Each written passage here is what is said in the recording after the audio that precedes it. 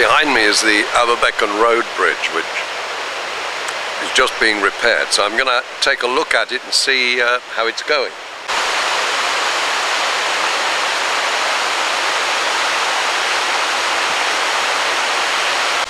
So it's a complete taking down of the sides of both sides of the bridge and a complete rebuild. There you can see the construction of the road there and the stonework that's coming on all the way along the bridge. Well tied in there with the steels. It's a really good job.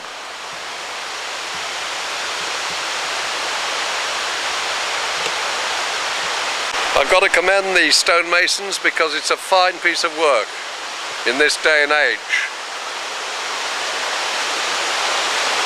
Still above the River Severn now, and there's one of the original 1864 brick arches.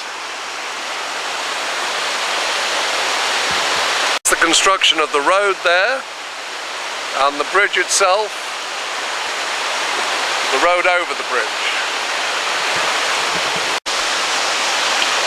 Moving on, as they say, I'm crossing to the other side of the bridge now, to the Welshpool side. There's the road construction of the bridge, and we're coming down now to look at the fine stonework there and the original brick arch with the River Severn underneath us there.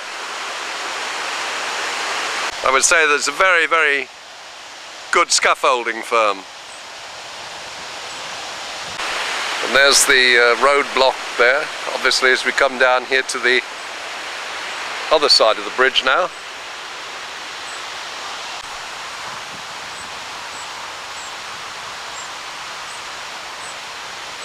Vital rubber ring, because you never know.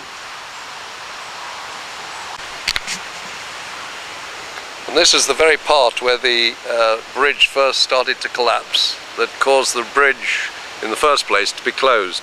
It's been closed ever since. Well, we're just walking along the bridge now. And there's a very good shot of the River Severn on its way down to Welshpool.